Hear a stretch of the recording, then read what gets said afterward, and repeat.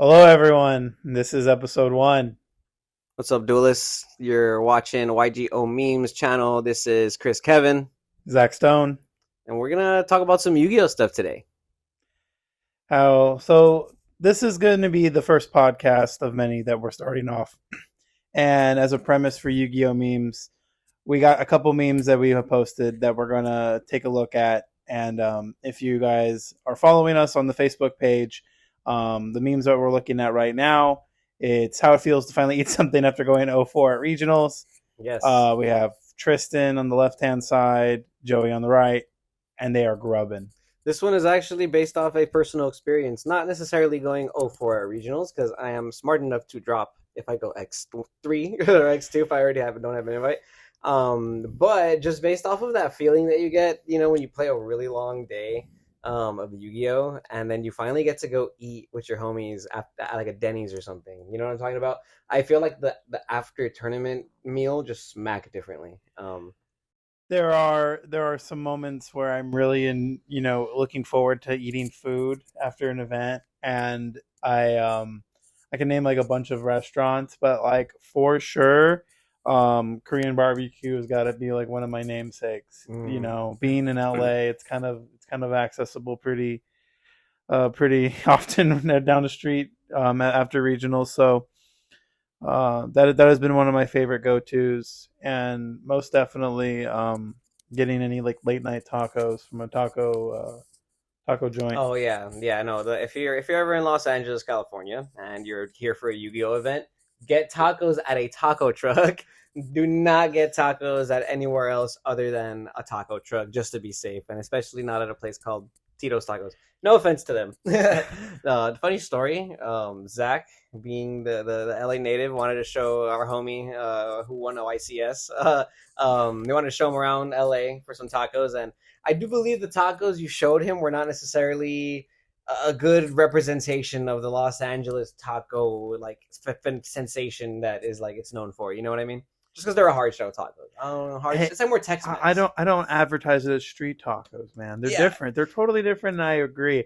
But I have to take a step back. No distance to Tito's Tacos. It's just I can't afford it anymore, man. oh no I'm paying way. I'm paying Okay. almost like $1.75 for cheese on my taco. It's too much. Yeah, that's the thing too. And they're ripping you off. I tell you, me personally, you know me from personal experience. I'm not a fan of really like pigging out or like spending a lot of money on food. Just I'm just kind of frugal like that in some cases. So a lot of times in the more recent Yu-Gi-Oh events that we've gone to with Zach, sometimes he wants to go eat at Korean barbecue. He wants to go eat at somewhere a little more fancy, a little more bougie. But I'm a little bit. I'm a Denny's man. I'm good with IHOP. I'm good with Norms. Like 2 a.m. Norms hit differently when the night crew is making the food. I just gotta say.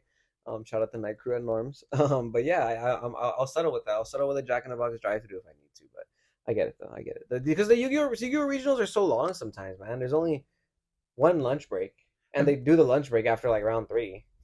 Have you had a nice juicy steak dinner though? Like after day two at an event, you know what I mean? Like that's what I'm looking forward to. Like the weekend's over, you did your due diligence, That's and true. you're going forward, man. You got the top 32. Now go get a 32-ounce steak. Yeah. 32-ounce steak. Mm-hmm. I gotta say though, these memes that we have here, they're user shared.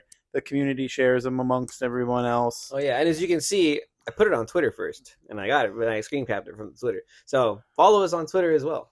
And I put in a little blurb right there. Me after going X2 at locals to not make top cut. That happens too sometimes. Sometimes I just X2. Some X2s made top cut for the playoff, and some don't, like me for local playoff, and then I gotta go home hungry. Dude, losing But round one at locals just means you get to go home early.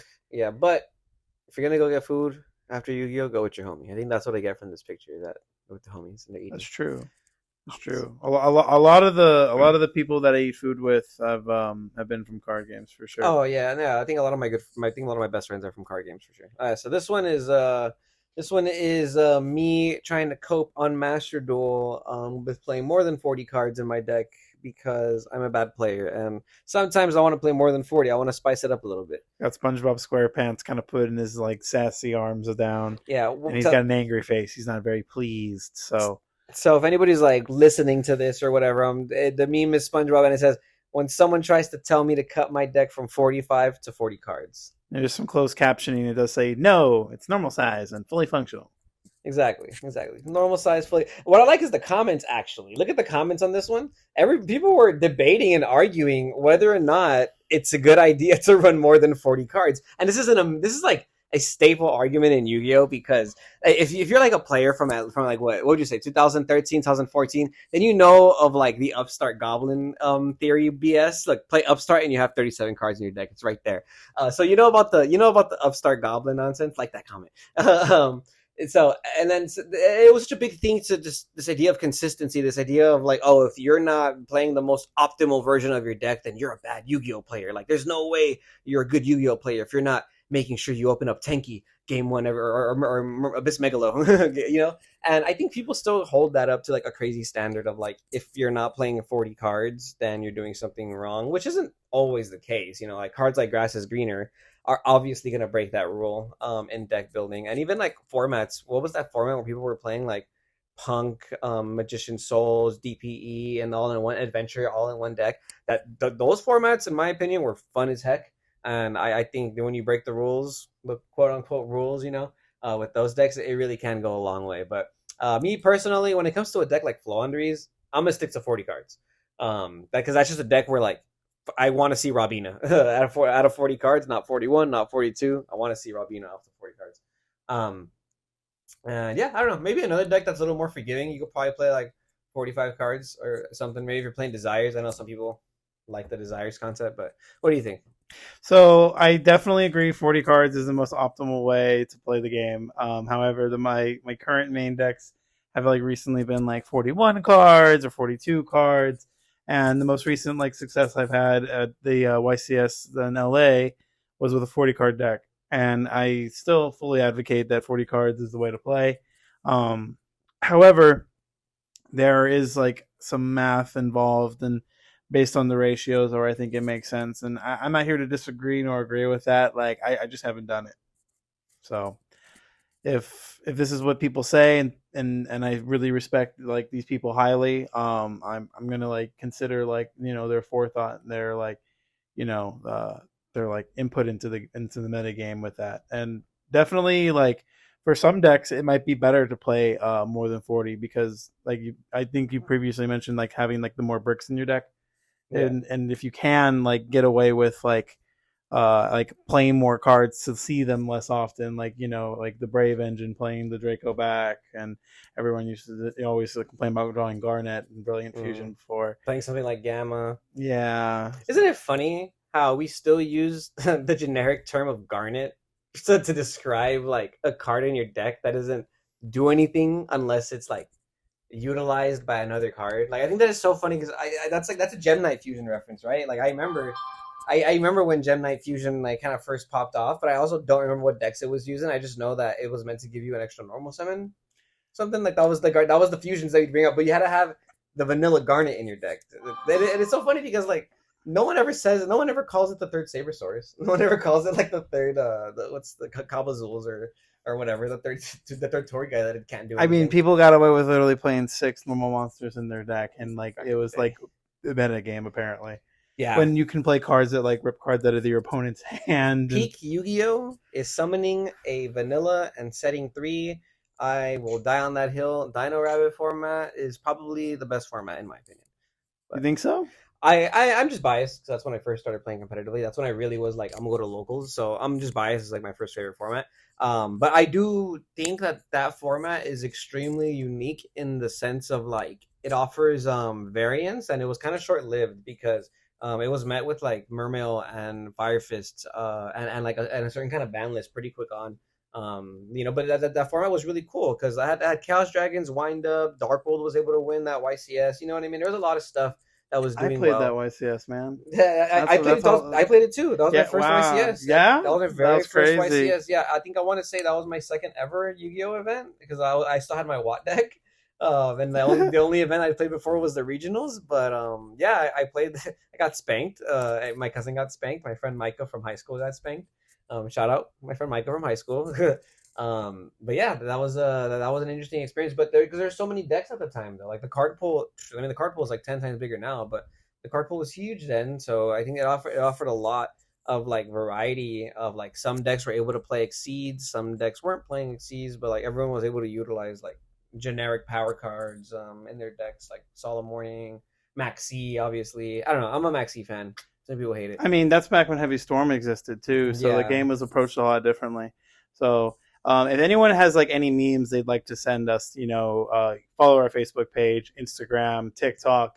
Reach out, let us know you do want to feature any memes on the podcast, and we'll go ahead and go over it. Yeah. We're gonna have conversations about them. In general, share them to the page though. DM us on Facebook, Instagram, wherever to send the memes, and we'll post them and give you credit. I've done that since I've had this page for God knows how long. Yeah.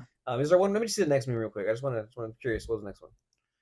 This one I made this one myself. Like, this is a Master Duel pun. Yeah, it's a Master Duel pun. Once again, I have released a brand new update for all. Enjoy. And then that is you can play the part of a Sailor Moon.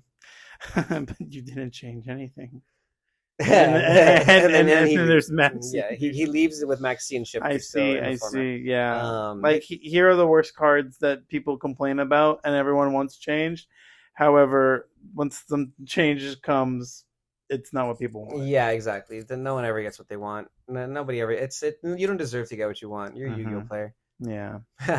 But I like Maxi. I like Shifter. I think they're perfectly fine. I mean, don't get me wrong. Shifter is something else, but I mean, for all intensive purposes, I feel like Master Duel definitely has like some challenges that it faces of like educating players to like get into the game. 100%. A lot of conversations being had on certain spaces. I definitely have noticed the whole recent Ran Farfa and MPT. Yep. Everything about that video has sparked so much discourse in the Yu-Gi-Oh community. I don't know if it's related to the guy who tweeted that the Pokemon Worlds deck was $30 or something, but those two things happening this week has just like sparked this insane conversation about like whether or not Yu-Gi-Oh is basically a good game to get into as a new player, number one, and even is it a game is it a game that's going to last? Because ideally you want people to always play your game, right?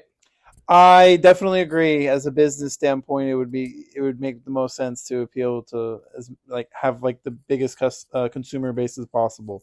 And I don't know if it's something that they're really thinking about based on kind of like what we see and what's been approached so far. Because I don't play a lot of Master Duel, but our buddy Chris does, and on the Twitch stream, he has his own like thoughts about it and his own like take, but on the stream, he's having fun, he's enjoying himself, he's in the moment, and that's what it's all about at the end of the day. But a lot of people don't have that experience if they don't know what a lot of these cards do, and aren't being able to like learn from the introduction that the game provides. So it would be a lot better if this game can bring more people into it and bridge the gap between like casual play to competitive play, and like also give incentive for casual players who still want to play in tournaments. Like make sure that there's like something to look forward to. I do agree though that it's like better to reward those that like do well, but there are certain like decks you can forbid from being played in certain like tournaments of the week, and that way it's more casual friendly. Yeah, so this whole thing about like casual friendly and stuff, right? Like, don't get me wrong, I definitely think anyone should be able to buy cards and play them. Like, there's no reason why you shouldn't be able to go buy the Egyptian God structure decks and play with your homies. Like, that's fine. Like, go on Master Duel, play the solo modes, play the casual mode, and have fun. That is great. And if you know the game and then to the point where you want to be able to do that stuff, right? I do think that you can, because the part of the conversation was whether or not like the game is affordable to play, whether or not it benefits new players or benefits like casual players, right? Because if someone who's going to play Yu-Gi-Oh to its like peak extent, yeah, like we've learned from those videos with Farfa and Ran, you have to invest a lot of time and effort to learn like kind of the ins and outs of Yu-Gi-Oh before you start seeing like a lot of a high success win rate, right? At least for in my opinion, this is usually how it goes. You usually lose a lot. You learn by losing. You learn by experience. And let's be honest, people in our generation, gamers especially, gamers hate losing. gamers are afraid of losing. I love the kids in my family, but I see these kids playing games that have no real like loss factor. Like Minecraft, you don't, and like Fortnite, you don't really ever lose in Fortnite because you're playing the same game over and over and over again. It's a battle royale. Oh, only one person wins, so I bet that makes you feel a lot better when you lose all the time, right? Like it's a crazy concept. But Yu-Gi-Oh is a game where you have to learn by losing, or you have to have a coach, right? But like learning by or learning a format, learning interactions by basically throwing cards on the table and getting told no, you messed up. Now you get punished. But what's cool is that if you pay attention, you remember how that happens, and then you get to do it to the person next round, next week. You get to do it at the next locals. But Yu-Gi-Oh is a game you play in person for that reason, because you're supposed to play test with your homies over and over and over and over again in the middle of the night before the tournament, because that's how Yu-Gi-Oh is played. It's a game of experience and repetition. It's not really something that you're supposed to pick up and drop, and like that's what your idea of casual versus like committed. That's a whole nother like player base you're trying to hit, because like if you're trying to make a game for people who want to play when they're on the toilet, that's a whole nother game. That's a whole nother concept, as opposed to making a game that is casual for somebody that can play once a week at their homie's house. You know what I mean? Where they're investing the time still to learn the card pool. They're investing the time to learn the intricacies of normal, special summon, missing timing, something like that. You know what I mean? And you have to invest a lot of time, and I don't think that's a bad thing. A lot of people are always like, "Oh, the game's so expensive. These staples are so expensive." But I disagree too. Like, I strongly feel like you can buy the Trap Trick Structure Deck right now. You can buy 3 of them. You could play it the way Pac played it. He has videos on it. You see him win locals. He opens his packs and he explains to you, now I can put this in my deck. Now I can trade this for the prosperities I want for my deck. That is such a rewarding feeling to do as a person. And that is such a great like use of somebody's like time and efforts for a hobby, as opposed to what other hobbies can you really have right now in like 2023? Like doom scrolling your TikTok. Like, yeah, you can make videos on others to be a content creator. That's great. Maybe your other hobby is like You can making. collect rocks. Yeah, you can like rocks. Oh no, you can fucking do Tide Pod challenge. That's really old. I'm a boomer saying Tide Pod challenge. But you can make TikToks. You can do a lot of things. But like, I feel like Yu-Gi-Oh is probably TCGs for the most part. Sounds crazy. Yeah, TCGs for the most part probably one of the better rewarding hobbies, because you get to invest time and effort and then kind of reap the rewards of your investment to an extent. Yeah, speaking of investments, a lot of people definitely like have their money like put into the card game too. I myself like to keep my staples, and the cards that I like get into the like higher rarities are these staples, right? And it's not to like have the investment and to expect these cards to make like a lot of money over time. It's just to sort of like create the aesthetic that I would like to have, and personally, I do like how these cards look, and they feel a little bit better when I activate them. Like how can you replace that emotion? But a lot of other hobbies nowadays, like if they're like constructive, they're like not as, and I don't want to say not as community based, but they're more like, oh, I do this for myself on my own time, like I just do this on the side, like Yu-Gi-Oh is a hobby where like you go and interact with other people, like you're going to your local game store, like you're participating in events and stuff like that. Mm-hmm. You're putting yourself out there. Mm-hmm. So it's very important, because not only you're investing your money like any hobby would, you invest your time and you invest your mental headspace, but you have a chance to grow with like other people and you can learn with them too. And that's what it's all about at the end of the day. Like Paulie said in his interview, the meeting new friends was the biggest part of his take on the championship. And I do feel like in that moment, winning was part of it too. Like winning worlds must have been amazing, but that's what the game's about: making new friends and getting to have these experiences with people. It is a game, like Farfa mentioned. It's a game that's meant to be played IRL. That doesn't necessarily translate the best on Master Duel. And they should take like extra precautions, not precautions. They should take extra steps basically to just make it more like fun for players that want to be able to summon a monster, set 2 cards, and pass. It's like, and I think that the Yu-Gi-Oh has this issue with acknowledging the very popular Edison format. It took a long time for them to acknowledge the Time Wizard Time Wizard format, which is GOAT format. You know what I mean? Yeah, no, Time Wizard actually includes all of that. It's like you're going back in Oh, time. sorry. There you go. That's you can do both any format. But you know what I mean? Like, it took a long time. Yeah. And it was only the GOAT format at first. They barely kind of introduced the more recent, like, oh, we're having a side event for the 100th white. That was really cool. When they had the side event, that was 100th YCS format, which is basically the format I was talking about, the Diner Rabbit format. They did that at the 250th.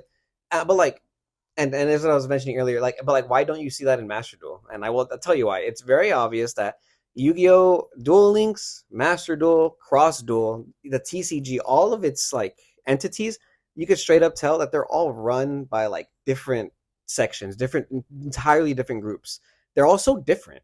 They're all so different that they don't even feel like they're the same game, but they are the same game. You know what I mean? It's kind of weird because like Duel Links is so extravagant. It has all these voice actors and cameos, and it has so much put into it. You've seen those character duels too at the events, right? Especially when they like have that like intermittent break, and they did something more different this year. They had the roundtable discussion, and that's where they had the interview, like setting up as almost like a podcast type scenario. They put a lot of effort into Duel Links, and for good reason, because it's a moneymaker. But the issue, in my opinion, with Duel Links, that's not really accessible to people who can't afford to pay to play.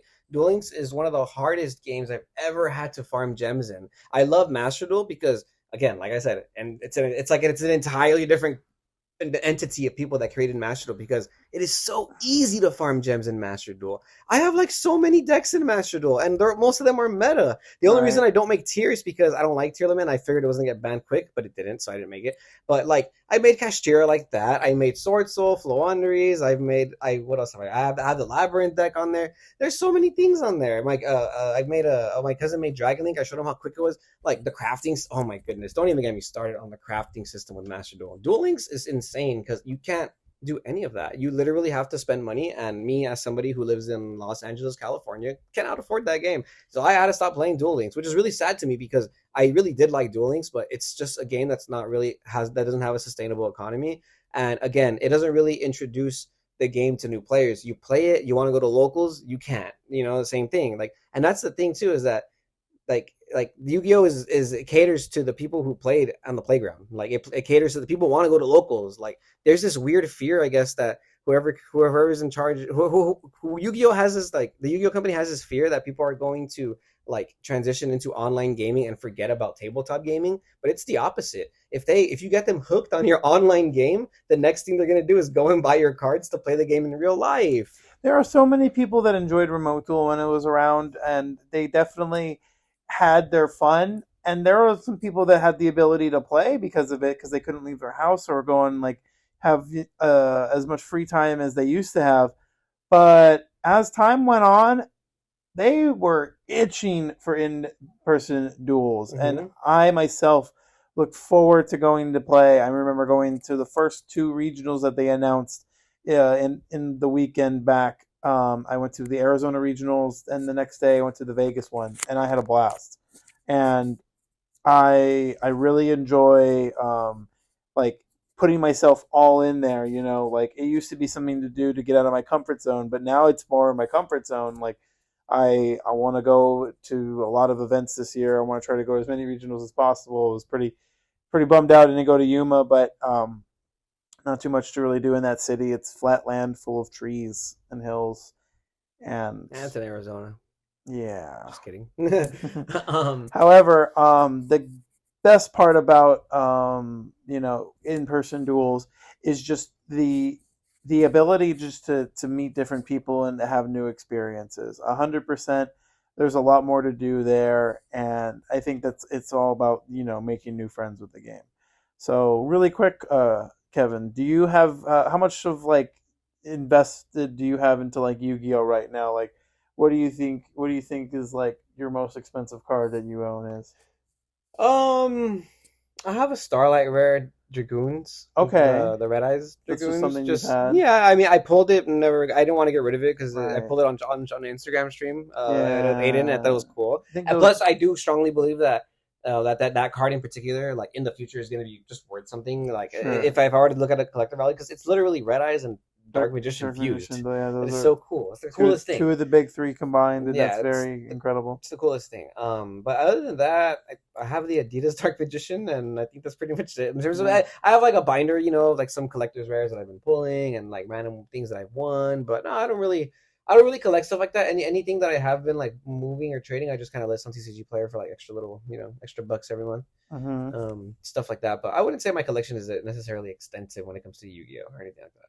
Yeah, though there's a lot of like smaller cards that I'm more invested in. Like I own like an original First Ed Dark Magician Girl and a couple other cards and a set of some nice cool little like unique cards that are a little harder to acquire nowadays. But there's nothing that I'm like too heavily invested in like one individual card, right? Like I think it's better to have like your money into like different places and outside of Yu-Gi-Oh, if you have like money put into like anything, is there anything that you have money in, like invested wise? Oh, I mean, if I'm being 100% honest with you, I do have just a wallet of cryptocurrency just sitting there. I bought a bunch, Got some and Ethereum, feel you? yeah, I mean, Feel you. I bought a variety. I didn't buy a bunch either, but like I bought like a variety, and I kind of just did this like I'm gonna buy like X amount every month for like this amount of time, and then I did it for like a good like 2 years, and I just stopped. And then obviously like this was in the time frame of like 2020 and 2021 where everything went like up and down.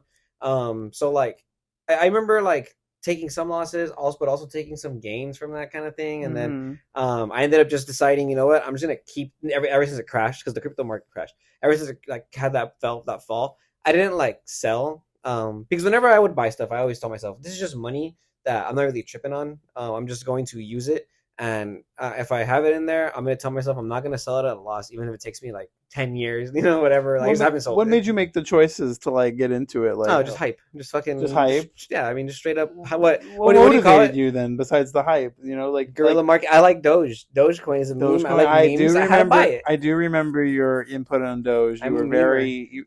I totally get it. Right, like it's very powerful, and so it's just something that I feel like talking about because there's a lot of like things to tread lightly with, especially in like cryptocurrency. Like I definitely can tell you right now, like the Logan Paul incident and his crypto zoo shenanigans have reached like a lot of surfaces. So it's just like besides the hype and besides like the face behind of what it is, it's always important to do your research, and I just think it's important to kind of like talk about that, even in like the Yu-Gi-Oh space with some different changes going on.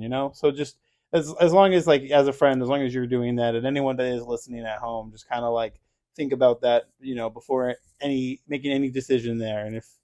And then if there's anything that you are truly like believing in, then like do it strategically, do it wisely.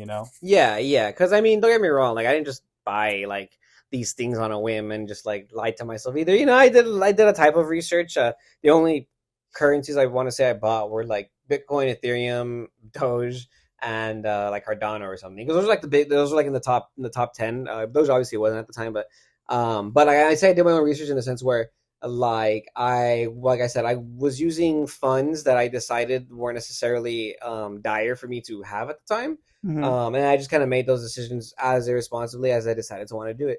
And yeah, I want to say that that my perception on the idea of cryptocurrency was a little skewed and manipulated. And it's this very like new technology, these new concepts. So we're very much like enticed to want to try it out. And then the type of people that were shilling it also were people that were like, I wouldn't say people that I trusted online, but it was some like social media content creators that I just fucked with that I thought were cool. Random content creators who I was already watching started talking about crypto, so I thought, hey, these people that I follow for whatever reason, they're talking about crypto, so maybe it might be a normalized thing soon. But as we know, it's been a little bit less of a normalized thing and kind of up in the air. But like I said, I haven't sold it. I still have it. I'm not gonna sit here hoping or anything. But I think with anything you're investing with cards, for example, because some people love to go on TCG Player, do buyouts. They love to think that the card market is like the stock market and they can buy all these cards and sit on them. What I like to do personally is just focus on what decks are coming out. And then like Rescue Ace, for example, the Rescue Ace stuff was super cheap when it came on at TCG because nobody the wanted it. Pearly stuff too. Yeah, Early that stuff set, too. Amazing Defenders, is All just a you sleeper set. all you had to do was look on YgO organization. You see how often the deck was topping, and you're gonna see that it's gonna be worth something in the future. So you could do that kind of due diligence, and buy stuff. But some people just be buying nonsense, in my opinion. Especially who don't really know what to collect. Like they'll just buy anything. They'll buy anything that's shown to them. Like my brother, for example, loves collecting baseball cards, knows nothing about TCGs. Wanted to buy a random like PSA graded like Yu-Gi-Oh card of like some this, you know what it was? It was the alternate art, like Lost Art Dark Magician Girl or something. And I was like, oh, it's not worth it. Like it's just nothing, There's so many things. I remember when that boom happened and there were so many people that were hoarding their Lost Art Dark Magician Girls and they dropped the second wave and I was just like, this is scary. Yeah. Yeah, like it put a little dent into like my thought process into like certain card aspects. But don't get me wrong, I wasn't like a big believer in the Lost Art Dark Magician Girl, nor was I like a holder of like quantities, for like almost $100 each at some points. Yeah, but people swore it was going to be this thing, and then it even made it. My brother, like I said, my brother doesn't collect TCGs. It made it circle all the way to him, and it's just like one of those things where it's like, man, like don't fall for like things just because like a certain community is telling you to do it. Right. Like NFTs, for example. Yeah, dude. So like NFTs, I really thought like it meant like not for trade. Something was like not for trade. So the people have been typing up not for trade in the Yu-Gi-Oh community a lot this week. Right. This week was a big thing, a big argument on Twitter online. Yeah. Specifically, Farfa and Distant Coder retweeted a it was a news article. It was an article. It was TCG Fandom. It was a media article from a website called TCG Fandom, which is a website right here. What's the headline if you don't mind scrolling all the way up? Hani Jahari unveils an exclusive NFT release on TCG Fandom this October. And I like Hani, he's a good buddy of mine, but I'm just unaware and not familiar with NFTs or any of this kind of stuff. And I don't have like particular interest about it, but no conversations I've had with him like about this, this is just something that he's been working on his own, and he's just doing this as in collaboration with TCG Fandom. What I think what is this? So it's in collaboration with them? Yeah, so it's a metaverse of digital assets. So it's not even really a media piece, it's more like a press release. That's cool. Correct, I get it though. Correct. Yeah, like they're working together essentially, and I don't know. Let me see. What are you getting in the NFT? Like, I think it's at the bottom. Let me see. It says follow TCG Fandom. This is just be sure to. It doesn't really say. Try Connie's journey. Keep up with Tony on social media. The fusion traditional trading card games digital upon us. I have yet to join the Twitter space in Yu-Gi-Oh. I am only an observer and a listener through other people's ears. Okay, so what I know about NFTs is that NFT stands for non-fungible token. Correct. And I don't really know what that means. I just know that it's basically a piece of data, in a sense. It's a piece of information that you can basically own. And it's on the public space so people can see it and acknowledge it. And you're able to trade it like a trading card. And I'll be the first person to tell you that I know some people who have made decent money off of NFTs when the hype was happening last year. But those same people obviously had to stop making money on NFTs when the hype died down. Some people still do it.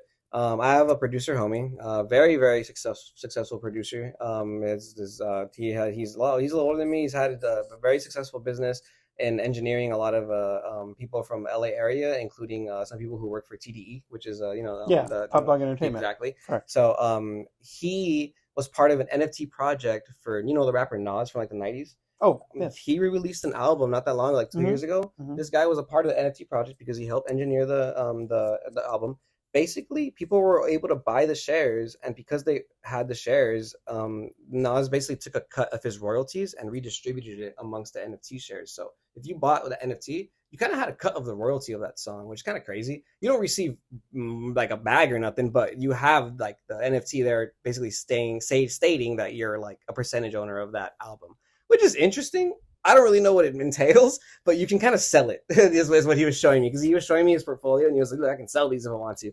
And and he got a piece of it too, because he was the one who engineered that album, which is Oh, kind of crazy. right. That's how. Yeah, So yeah. I think they have their space, and I think the NFTs have their space Yeah, in but the community. this website allows you to upload proof if you own a slab, and that's PSA graded so far from what it advertises, and you use the card image to create the NFT, and you can sell that. So it allows people that own unique slabs, because they're all serialized, to kind of get more money for their money.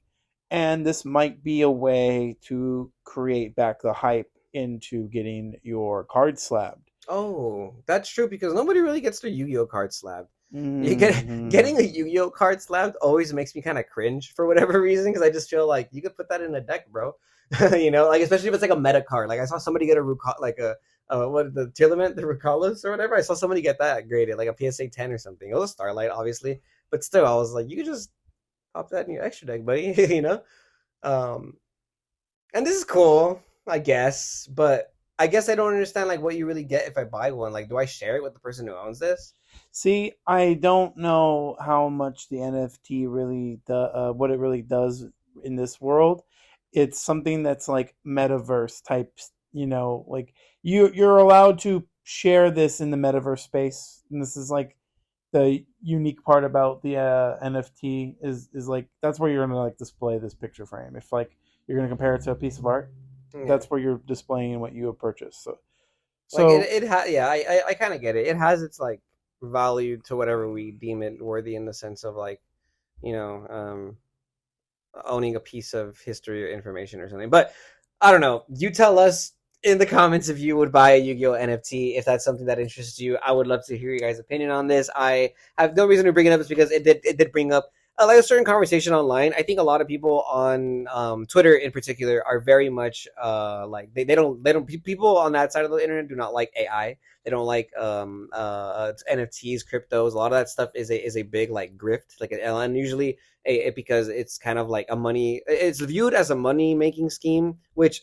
it's clearly not 100% accurate. Because look at El Salvador; they run on Bitcoin now. And good for them, because they're changing their economy for the better for that. So to completely say like, oh, all of this is a scam, it's not fair. And there were so many conversations of people kind of like talking so harshly over like, and throwing a lot of names around, when people don't even know what's going on. Like, at the end of the day, it's a new technology.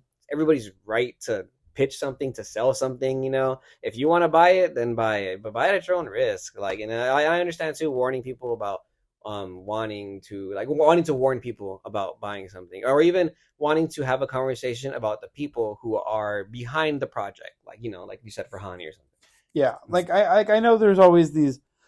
I think blockchains, the word they're called, to always follow where the money is going. That's with cryptocurrency, at least. So if that makes sense, you can probably figure out like if there's you can almost like figure out like who owns these NFTs, and that might be like a way, or that might be something to consider as like a way to protect your identity and protect like how other people can like find out what you may own, because all of that's like connected, all that's linked to your the blockchain. You can kind of like figure that out. So it's all complicated stuff I've only like vaguely like looked into.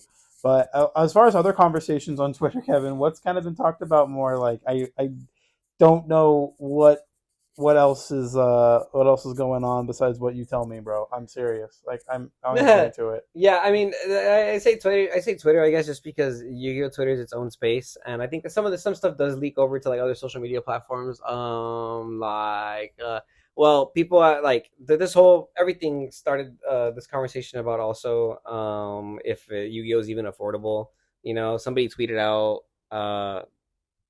we talked about that already. The Pokemon Worlds deck Yeah, being the 30 deck being bucks. $30, but there's also the changes to the entry fee, which I didn't Yes, even I yes, found through Facebook, and that's being talked about there too. So I yeah. am That one's sure big. That one's being talked about everywhere. anything that I see on Facebook, I know has been talked about on Twitter Yeah. already. So it's like it's not even a question there. So with the conversation about like the $30 Worlds deck for Pokemon versus Yu-Gi-Oh, and then the new fee that it's $45 now for the It's YCS only been announced in the for the YCS of Dortmund, and that's Dort. in Germany. Dortmund.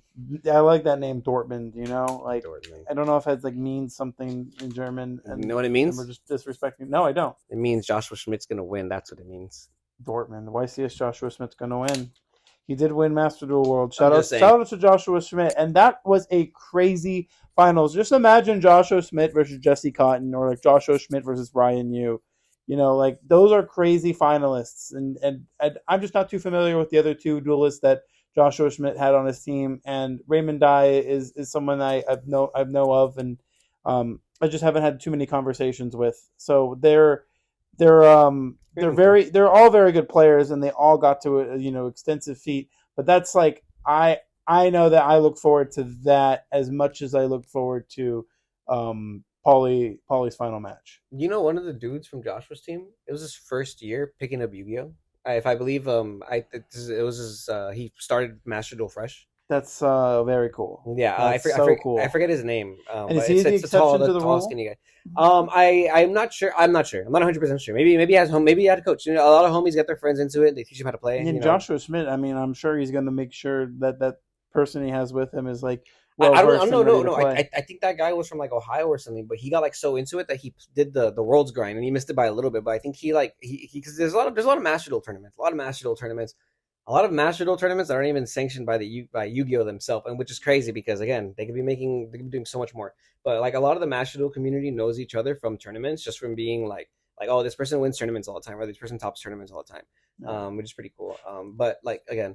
In terms of affordability, no, I just wanted to ask.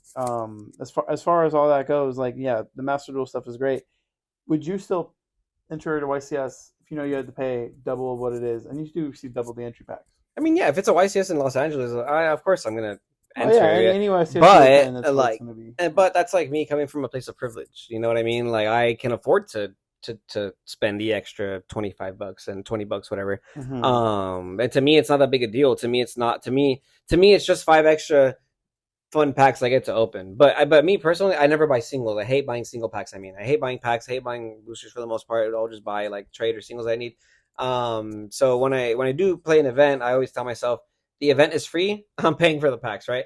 But to force me to buy an extra set of packs, to force me to save up an extra bit of money just for the entry fee, does kind of just like rub me the wrong way, mainly because with that you would think you would see a little bit more love back to the community, but it seems like there hasn't been a lot in the past year. Ever since Master Duel came out, a lot of it's been almost like they've kind of been toning it down a little bit for the TCG. You know, at least in North America, it seems like they just kind of have been a little bit like, we're just going to be hands off on the game now because Master Duel is making us all the money. I promise you, MTG players are going to like make fun of us for complaining about this. Do you want to know why? Why? Their entry fee is like $50 and they don't get anything for it. That's hilarious.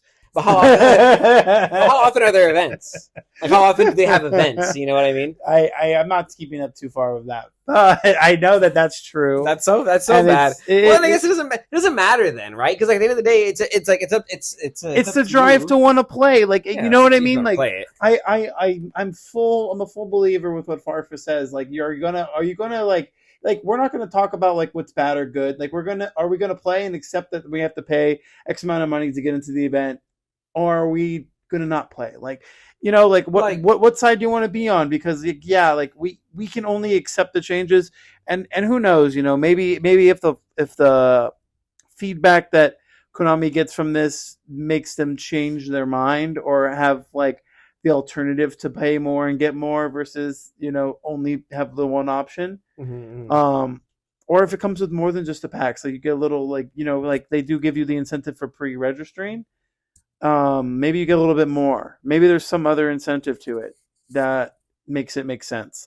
And we don't know of yet because they haven't told us. I mean, the reality of it is that everything's more expensive post-COVID. You know what I mean? Venues are more expensive. I imagine the cost of like paying people for their time is more expensive. And dude, judges weren't even getting paid by the hour at one point, if I'm not mistaken. This was only a change that happened, I think, when closer to the time rules changed.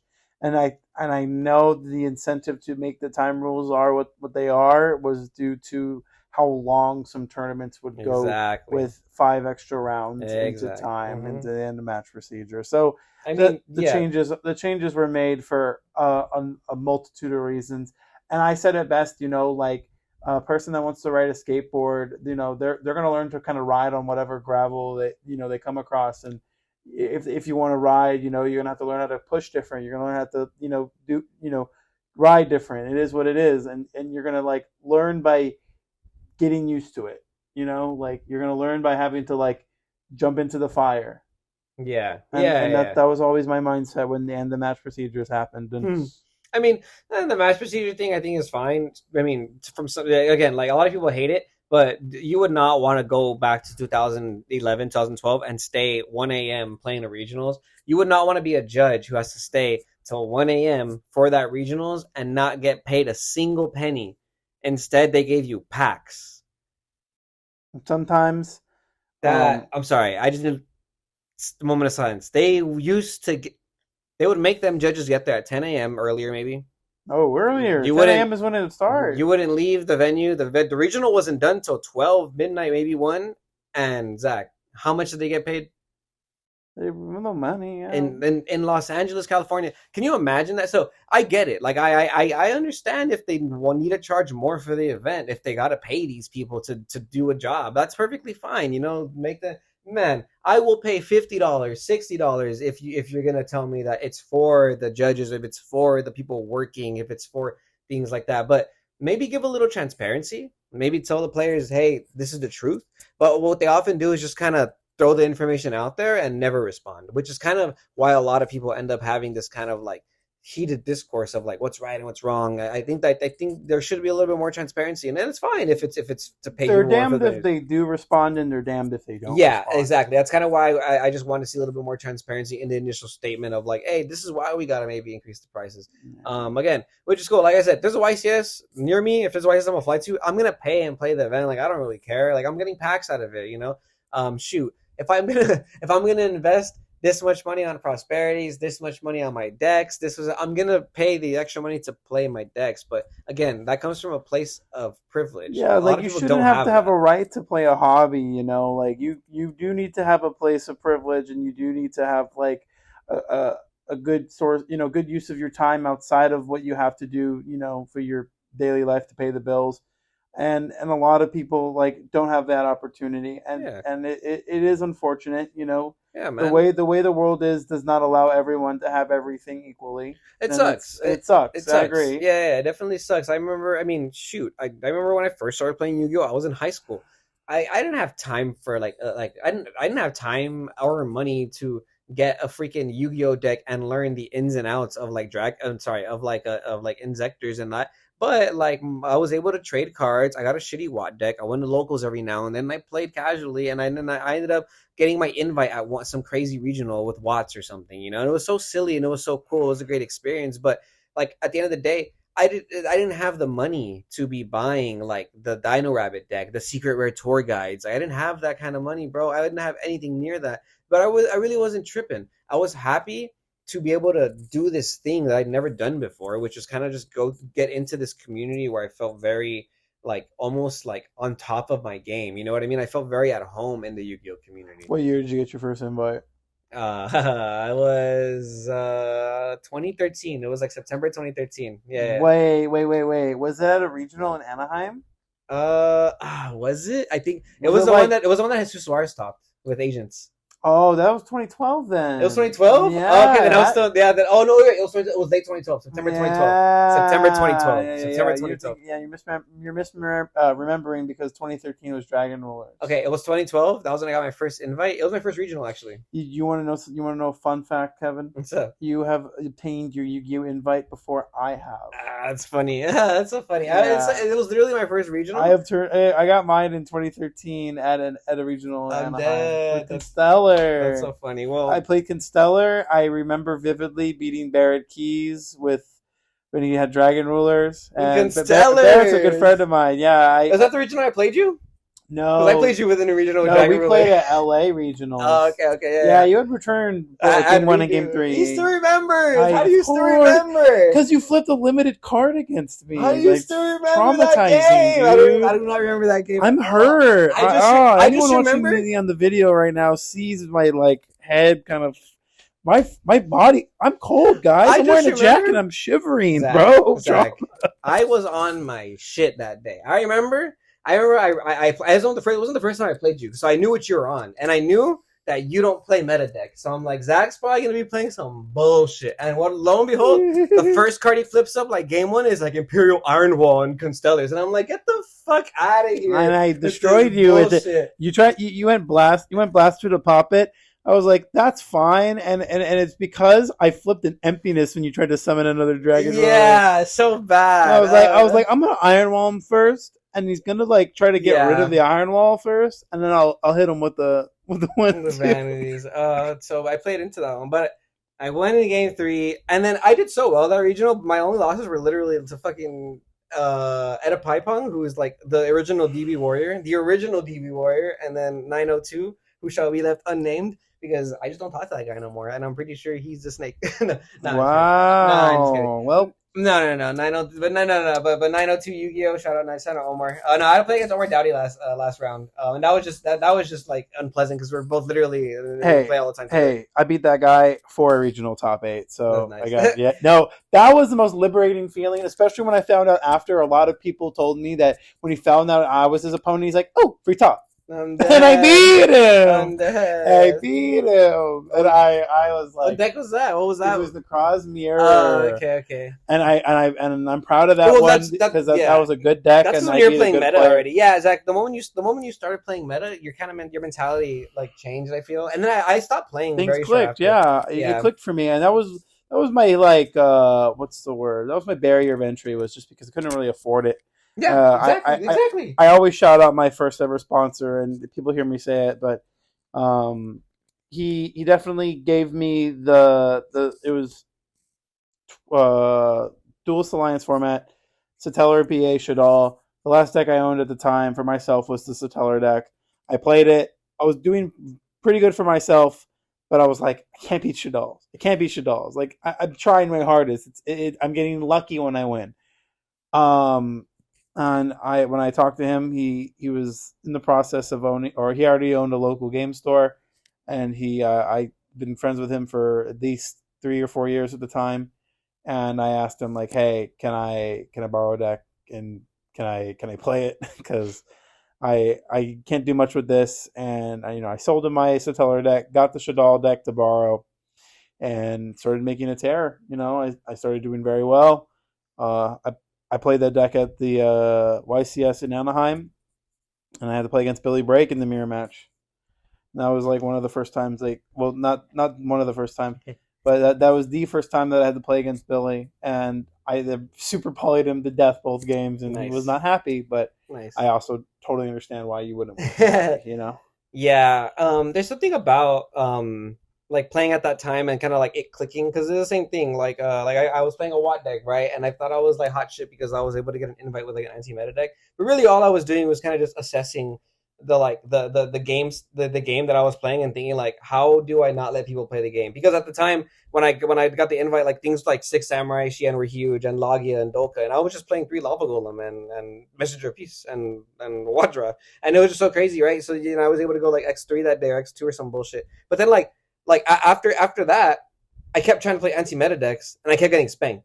Like and it was because I had this kind of refusal to acknowledge like every aspect of the game, not just how do I stop you from playing. I had to start paying attention. Okay, how do I make sure that I don't lose to this? How do I make sure that I play around X, Y, and Z? How do I make sure that I pay attention to what's trending, or do I have an edge over the opponent outside of just sheer like meta calls? Like you really have to learn that technical play aspect. You weren't rewarded by making a meta call that often in that time. You were rewarded by like having a certain tech card that beat what like you were most expected to play against too. Mm-hmm. Like I remember like 7 Tools of the Bandit and like 3 Wiretap and 7 Tools of the Bandit. Oh, that was so crazy. Yeah, like during hat format, you were just doing more to like Macrocosmos and Microcosmos and Dino Rabbit. Yeah. When Fire yeah, when Fire Fist and Mermail had just come out, and everyone thought that Dino Rabbit was dead, Macro Rabbit was so powerful because you couldn't do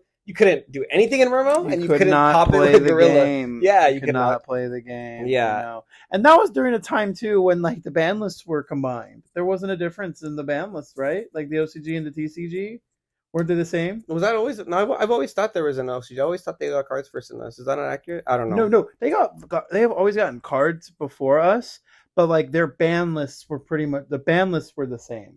Oh, I get what you're saying. Yeah. And like there might be some changes that reflect what they are experiencing. Oh, but it wasn't an entirely. It wasn't different entirely list. different. It was like there was like when Max C first got hit, you know. Oh, yeah. yes. So like you have heard conversations and people talking about the possibility of the ban list merging again, right? Yes, it was because of that. What like do you investor. think about that? Yeah, just to preface in case you guys don't know, I guess Konami had like this this investor board meeting, and there was people who just straight up said like, oh, the Master Duel is great, Yu-Gi-Oh is great, but the issue is that a lot of people who start playing Master Duel do not transition well into playing TCG because it's way different, right? And Master Duel's ban list is a little bit more closer to the OCG, I would say, rather than it is to ours. But it is entirely different. So because of that, there's just like discussion about whether or not we would benefit from having a game that is universally the same. A game that is played, the same online and the same in real life. But get this, the same in real life in America and in Japan, I personally think that'd be the best. Like, why not? Look at the worlds. This is the first worlds that there was, the TCG players were all top 8, right? That's how it was? Not all, but there was no OCG.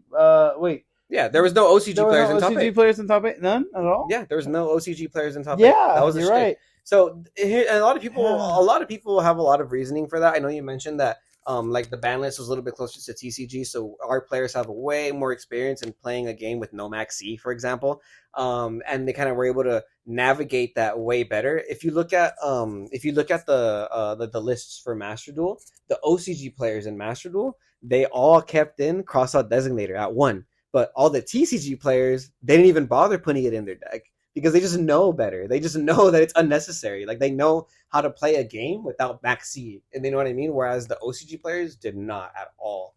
And on top of that, we need to talk about Dueling Book. Dueling Book, I'm assuming you can't play Dueling Book in the OCG because it doesn't make sense. But they probably don't have simulators like that. If they do, it's definitely not talked about the way we talk about TV. You can play OCG format in Dueling Book. However, I don't think it follows the OCG. Does it follow the OCG ban list too? So you can play like Max. I don't know. Like I don't. That's why I'm saying. I don't. And if there is at Dueling Book specifically, I don't think so. I don't know. At least maybe Dueling Nexus. I don't know if you can play against OCG players on Dueling Nexus. Dueling Book might have an option. I know you can play like OCG on like when you select TCG OCG. I know you can mix between. But let's be real. It's not really popular, and I don't really see anybody utilizing that. Right.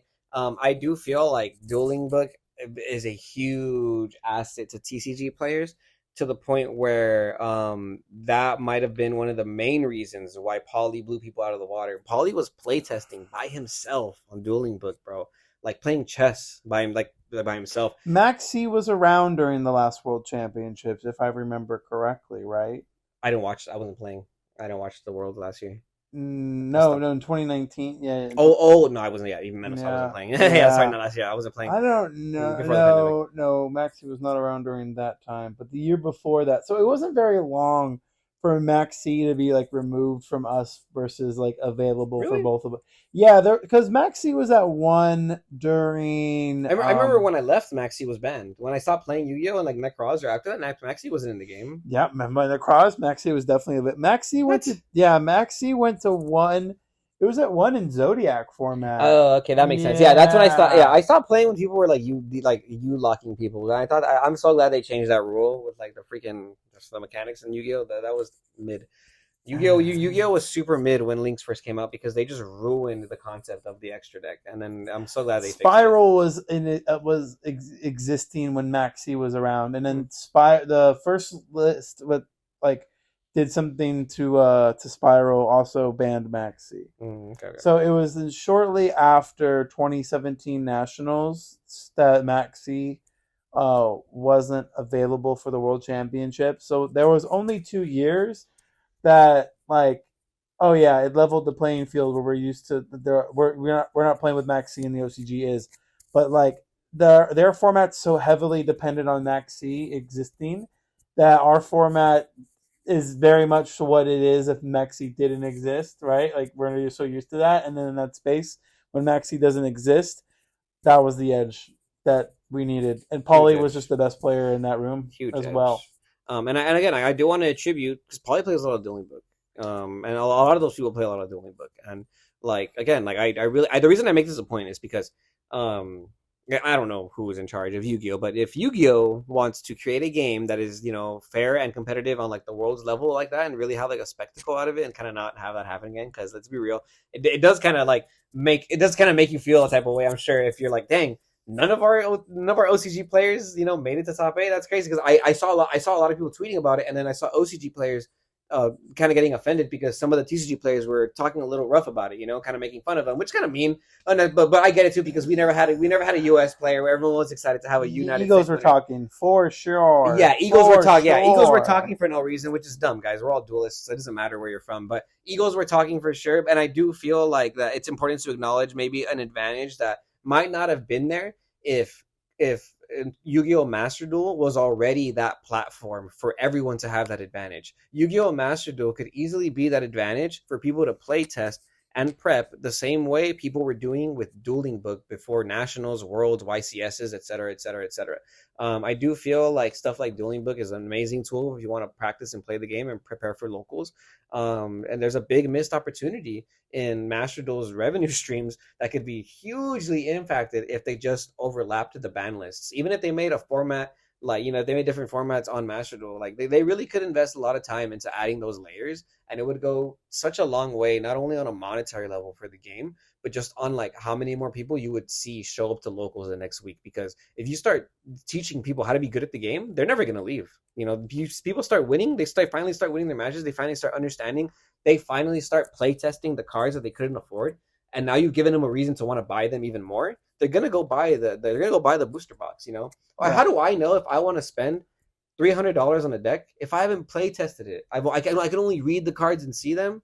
If you want, you're gonna get people to spend way more money if you get them to play the cards online. I want to hold the Kashtira Unicorn in my hand, bro. Yeah, I've been summoning Fenrir on Master Duel all week. I want to go to locals and summon Fenrir, even though it's a different format. Like I'm gonna get spanked because I don't know the current format, because I've been playing so much Master Duel. I don't know what's popping on TCG. I still want to go summon Fenrir now because I have it in my deck box, just because I've been playing it on Master Duel. It's so crazy. It's so dumb, because I don't even like going to locals anymore because it takes so long to finish the tournament. I get it now. That's why they heavily banned it in the OCG, because it kind of just plays around Maxi. Like, what are you going to do? Shotgun your Maxi every time before they special summon like the Unicorn? So there's definitely like a world where like the ban lists overlapping can have a positive impact. But if they do overlap, do you want Maxi gone or do you want Maxi at 3? I want Maxi at 3. I feel you. I'm down because I'll say this much, guys. Anyone that comes across banned cards whenever they are trading or collecting or gathering cards in any way, shape, or form, keep banned cards. There's no reason to get rid of them. There's no reason to sell them. Yeah. I think it's also important too that like there are some banned cards you'll play in Time Wizard formats, and you'll have access to those if you get into there. You can do your due diligence based on your own needs and resources. Don't put all of your money into these banned cards, but if it's just easy for you to kind of put it away and not think about it, that's what I do, and I like doing that. So got anything else you want to wrap it up with before we go? I mean, just that I'm a Maxi supporter. I'm a Maxi stan. I am a Maxi bootlicker, if you will. I will get on my knees for Maxi. Quite frankly, you want to talk about Maxi right now? I'm just kidding. No, that conversation's dumb. We can talk about a dumb conversation. But they errated it. So we can talk about it just enough where they made some errata changes on Master Duel with it. I think it has some problem-solving card text, and it definitely made me understand how that card works. A lot of confusion when Debris Dragon was around. Debris Dragon and Maxi interactions, where if you activate the effect of Maxi, can you reborn it off of Debris Dragon? Because Maxi's text said you can only use Maxi once per turn. It didn't imply what you what you could use it for. And now it says use this effect. So now you can use it for Debris Dragon. I mean, Kidding. in I'm just kidding. Master Duel, there was never a restriction that allowed you to summon an Officer Breeze Dragon, even Okay, with that okay. sex. So, but I But definitely want to talk about some cards, and anyone listening, anyone watching at home, put in some messages with some cards that you guys want us to talk about. oh We'll yeah, want to pick a card every week and try to wrap up our podcast episodes with yeah. a I mean, single card discussion. if I do want to pick a single card discussion, go to the page again because I want to read the comments because I did make a post a photo post about keep scrolling to the photos, just hit right, about Eradicator being banned, and I made this post because it was the week of I think it was the YCS that Jessica Robinson won, but somebody got Eradicator on stream or something. Or it might have been the week before that. So I didn't make a. It was before Nationals then, so I didn't make a post about whether or not Eradicator should be banned. Personally, I think cards like Eradicator are extremely powerful, and cards and decks like Labyrinth make it a little unfun because you get like shotgunned. It's not as fun in my opinion. I think Eradicator is a decent card, but in a format where most people have to rely on drawing like 5 spells and traps, it's crazy. Let me see. Let me No, just wait. you Here it pass. is. No, it's not that one. It wasn't that one because I don't even think it was that YCS. What are you trying to do? Just go to the photo. Go to photos and see all photos, and just scroll down. There, that's better. One more. There you go. They're eradicating. All right. Should this card be banned? Eradicator epidemic virus. So, first comment says no. The requirements are a little too hard to pull off, and it's all about how your opponent has their deck structured. I mean, I think the requirements are pretty easy to pull off personally, because every deck has a monster that is dark, that is more than 2,500. Almost every deck. You can put this in Kashtira. You can put this in Pearly, right? Because you can use a Nord if you pump it up enough. You can put this in Vanquish Soul. You can put this in what's another meta deck? I'm just naming nonsense. Can you play this in Rika? Is there a dark monster in Rika? I'm sure there's a dark monster in Rika. Well, I mean, like you said, any like rank 4 deck can do it, right? There's cards like crazy, like any Crazy rank Box. like yeah. There's also like certain ways to like tunnel this. Like any rank 4 deck can do it. Any rank 7 deck can do it. There's like the Rika deck doing it. I think requires them to. I don't know what they can play. It's a dark, actually. No, those are dark. Oh, and any tier limit deck can play it if you're still playing tier. There's Dark World. Dark World can play. The access is a little bit more unfair, branded as well. It's Oh yeah. To think about. I think that there's room for this card to get banned. I'm also not. This card used to be banned, wasn't it? Or I remember it used to be so niche. One. It was that one. Yeah, this card was so niche at one point. Like it was like so like it was so like weird and rare. Like people would really put it off. You'd play it in a literal dark deck. You know what I mean? Like you didn't just put it in everything. They've made so many power creep generic cards that cards like Eradicator become like extremely powerful, man. Because and Labyrinth opened up way too many avenues for normal trap cards to become a problem again. So this is why Yu-Gi-Oh is like I think one of the better games is because it can kind of create different cards that do force other cards to like to be answered. It does force them to act upon it, and that's good. That's healthy. It's more proactiveness that I'd wish that they had. However, these are like good things for the game. Like we need to ban these cards because the popularity of the Labyrinth deck just increased when everyone saw this as the path to victory. I've never like played Labyrinth personally, but I like flipping win buttons, and it forced me to like deck build based off of it too at some points where Super Poly became pretty prevalent to do it before they had a chance to activate this card, removing their monsters off the field. And there are still times where they can eradicate you still. Yeah, it's kind of absurd, and it just feels bad. I think the one of the issues with cards like these is that it adds the salt on the wound to the reason why a lot of people struggle with Yu-Gi-Oh as a game already. As we were talking about at the beginning of the podcast, and then earlier about how Farfa and Raven and them were describing whether or not the game is like easy to pick up for newer players. Even when you pick up the game, there's this like barrier. There's this like this gap between people who kind of like understand like the fundamentals entirely of a Yu-Gi-Oh match, and then people who know the meta, know the game, and then don't know why they lose a match, for example, right? The reason I bring this up is because there's so many times that I hear, I lost a dice roll. Oh, I'm gonna lose, or I only won 1 out of 5 dice rolls today. That's why I went X3. And like, I think that is a horrible way of looking at the game, just because the game itself is the best 2 of 3 every match, and then on top of that, there's so many different things that can happen. Your opponent can open up the play and lock all your zones, do everything. But if they mess up one time, Yu-Gi-Oh can be such an unforgiving game that it gives your opponent, it gives you the ability to make a comeback. And like, cards like Eradicator don't do that. Cards like Eradicator, they just kind of blow you. They blow you out of the water. In addition to making you already feel like I'm going second and I'm already at a disadvantage. So it only does kind of put the cherry on top to those players who don't get a chance to basically have fun and experience the nuances of a game when they draw their starting hand, and on the draw phase they're down to 1 card.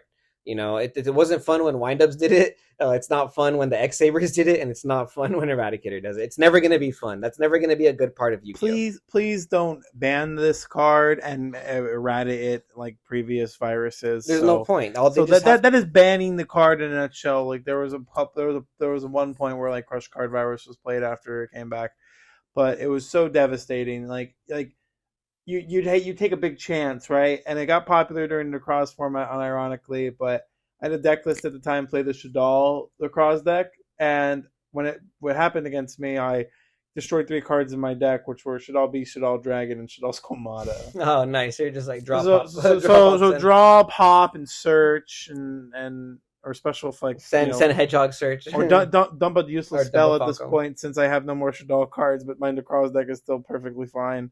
And yeah, like ban this card, don't bring it back. No cards like this need to exist. I feel like something that cards that allow you to like gain knowledge and look at your opponent's hand, I think are a little unfair, if I'm being honest. And I think Yu-Gi-Oh's doing a good job to like stray away from that. And this is probably one of the last cards to go in that category. I mean, no, we have Talents at 3. I think Talents is such an absurd card, but that is also a card that does say you need something to happen. Of course. It has a balance, even though it is a very good card. It's a great. I'm wrong. I think it's a great card. I just think that it's literally like 2.5 banned cards in one. Like it's so crazy. But it's a good card, and I think it's good for the game. And I think it's good card design, and I think it's a path to go forward. So guys, anyone that is a fan of the Yu-Gi-Oh memes crew, follows us, and is dedicated, we do appreciate anyone tuning in. This is the first of many. Kevin and I are going to be talking, and we're going to be giving you guys like our input on certain things that are going on. So yeah, man, and be sure to follow us on Facebook, Instagram, Twitter, TikTok, anywhere you see YgO Memes 2.0. Give us a like, follow, support the page. We just did a giveaway on Twitch this week where I gave away a box of Grand Creators, a t-shirt, a bunch of packs, a bunch of stuff, So we're really trying to get in there with this content stuff. And if you like memes, you like enjoyable content, follow us on the Discord and send us your memes so that we can post them on Facebook and Instagram. I always love when people send us memes. We used to run on meme submissions back in the day, and now that I've been pumping the page up with memes again, like I really want to see people sending them in. So like I said, you have us anywhere, just send them in the DMs. And I hope you guys have a good time dueling, and stay true to yourselves and stay true to each other. All right, wrapping this up. Good time.